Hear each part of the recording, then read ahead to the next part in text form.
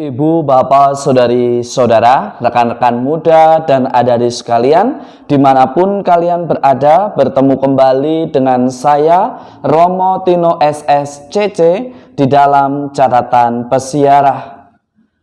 Kelemahan dan kekurangan yang ada dari diri kita tidak menjadi hambatan ataupun halangan jika Anda dan saya serta kita semua senantiasa mau diperbaharui, setia di dalam proses, dan senantiasa mau menjadi murid Tuhan sebagaimana yang Allah rencanakan di dalam persiaran hidup kita.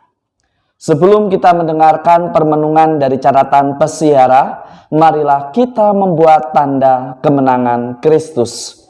Dalam nama Bapa dan Putera dan Roh Kudus. Amin.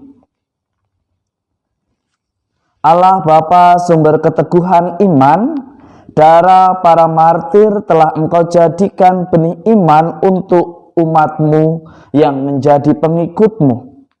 Semoga gerejamu yang sudah disuburkan dengan darah Santo Karolus dan juga kawan-kawannya semakin bertumbuh dan menghasilkan panenan yang berlimpah, sehingga kehadiran gereja sungguh memberikan sumbangsih yang positif bagi negara di mana gereja itu berada, dan senantiasa mampu menghadirkan kasih Allah yang sungguh nyata di dalam persiaran para pengikut-Mu. Demi Kristus Tuhan dan pengantara kami. Amin. Ibu, bapak, saudari, saudara, rekan-rekan muda, dan adik-adik sekalian yang terkasih di dalam Yesus Kristus. Di dalam perjalanan kehidupan, seringkali kita merasa tidak layak, merasa bahwa saya tidak pantas, merasa bahwa masih banyak yang perlu saya perbaiki ini dan itu. Bahkan ketika kita ditawari akan tanggung jawab yang diberikan oleh atasan, oleh orang-orang yang percaya kepada kita, Anda dan saya serta kita semua mulai menyusun kata untuk menyusun beribu alasan agar kita terbebas dari tanggung jawab yang diminta. Seringkali kita khawatir tentang masa depan hidup kita. Kita khawatir tentang hari esok di dalam persiaran hidup kita. Tetapi kita bisa belajar dari Paulus dan juga Petrus pada hari ini. Mereka tidak sempurna. Mereka pun pernah melakukan kesalahan. Seperti Paulus, ia mengejar-ngejar para pengikut Kristus. Seperti Petrus, ia mengkhianati Yesus sampai 3 kali. Bahkan ia menyatakan diri bahwa dia bukanlah muridnya. Sampai ayam berkokok, ia akhirnya menyadari kesalahannya. Begitu juga Paulus, ketika mengejar pengikut Kristus, ia pun ditangkap oleh Kristus sendiri di dalam perjalanannya menuju ke suatu tempat untuk menjalankan perintah yang ia terima, tepatnya di Damaskus. Peristiwa pengalaman iman yang berbeda, tetapi kedua orang ini diberikan kepercayaan. Bukan karena Paulus dan Petrus adalah orang yang sempurna, tetapi mereka adalah orang yang mau dibentuk, orang yang mau berproses, orang yang mengakui siapa dirinya, dan orang yang berdamai dengan dirinya ketika ia membuat kesalahan dan berani memperbarui hidupnya dengan meninggalkan cara hidup yang lama. Kedua bacaan mengisahkan dua tokoh yang berbeda, tetapi kedua-duanya memberikan contoh yang sama, bahwa kelemahan, kekurangan tidak menjadi hambatan untuk menjadi pengikut Kristus, karena Tuhanlah yang melayakkan Anda, saya, serta kita semua. Tuhanlah yang memampukan kita untuk membagi waktu, baik untuk pelayanan, baik untuk keluarga, baik untuk anak-anak yang dipercayakan kepada kita, dan juga baik untuk pekerjaan-pekerjaan yang menjadi tanggung jawab kita.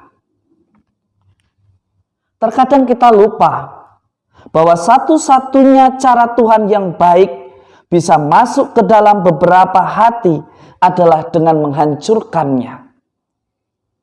Kadang kita harus terbentur akan persoalan baru kita menyadari betapa Allah begitu mengasihi.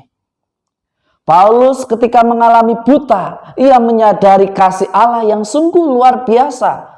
Meskipun ia mengejar-ngejar dan membunuh para pengikutnya, Allah menaruh belas kasihan kepadanya dan mengutus seseorang untuk memulihkan dia dari sakit butanya. Ketika ia dikhianati oleh seorang murid, yaitu rasul yang menjadi pemimpin dari para rasul, mengkhianati Yesus sampai ketiga kalinya, ia pun tetap menerima dan memberikan kepercayaan sebagaimana dikatakan di dalam Injil suci pada hari ini untuk menggembalakan domba-dombanya. Kemauan untuk diperbaharui, kemauan untuk berdamai dengan diri sendiri karena membiarkan dirinya dilukai dan melukai, menjadi modal yang sangat besar dan kuat bagi Paulus maupun Petrus untuk senantiasa mewartakan kasih Allah yang sungguh luar biasa. Mundur dari pertandingan bukanlah sikap bijak sebagai seorang pengikut Kristus. Jika kita diberikan tanggung jawab, jika kita diberikan kepercayaan, lakukanlah itu. Jika ada kekurangan dan kelemahan, jangan sampai kekurangan dan kelemahan itu membuat kita tidak bertumbuh dan berkembang. Tetapi persembahkanlah kekurangan dan kelemahan dengan mengusahakan sesuatu yang baik, mengeluarkan segala kemampuan dan kreativitas kita. Saya percaya di dalam usaha Anda, saya, serta kita semua, mengalirlah berkat Tuhan jika kita melakukan semuanya dengan cinta yang besar. Dan di dalam doa ada pengharapan.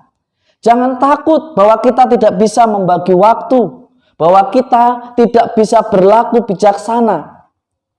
Pengalaman dan juga usaha kita di dalam menjalankan tugas dan tanggung jawab kita senantiasa akan mendewasakan kita dari setiap lembaran kehidupan yang kita jalani di dalam persiaran hidup kita. Yesus memang mempertanyakan cinta Petrus terhadapnya sampai 3 kali. Tetapi Yesus pun yakin bahwa seorang Petrus memiliki prinsip-prinsip yang tidak mudah untuk digoyahkan. Meskipun ia memiliki kelemahan, tetapi kemauannya untuk terus belajar dan berkembang membuatnya dipercaya untuk memegang kunci kerajaan surga. Dipercaya untuk memimpin para rasul lainnya, agar apa yang sudah didirikan oleh Yesus sungguh berkembang. Tidak hanya di tanah di mana bangsa pilihan itu ada. Melalui Paulus juga mau ditegaskan bahwa Tuhan Allah mengendaki keselamatan menjadi milik semua orang, milik semua ciptaan. Dan untuk menjamin itu semua, kita dibantu dan diterangi oleh Roh Kudus yang senantiasa membimbing dan menerangi setiap langkah perjalanan kehidupan kita. Jangan takut kita akan ditinggalkan oleh Tuhan hanya karena kita memiliki kelemahan. Tuhan senantiasa memampukan dan melimpahkan berkat bagi setiap orang yang mau berusaha dengan setia seturut rencananya.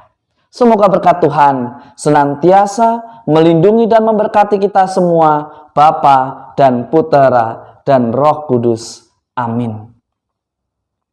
Di dalam perjalanan kehidupan, Janganlah kita jadikan kelemahan dan juga kekurangan yang ada pada diri kita untuk memberikan pengecualian kepada diri kita akan tugas atau tanggung jawab tertentu. Jika kita dipercaya dan kita mampu, mengapa kita harus menolaknya? Mengapa kita harus menghindarinya? Sebagai orang beriman, ketika diberikan kepercayaan, dia akan memberikan segala cara dan usahanya untuk membuatnya menjadi hadir nyata. Membuat Kristus yang adalah cinta bisa dirasakan bagi setiap orang. Jika ada sesuatu yang tidak benar dan tidak tepat, berhentilah untuk berbicara ketika kita diberikan kepercayaan dan tidak ada nyali untuk mempertanggungjawabkannya. Selamat beraktivitas. Tuhan memberkati. Amin.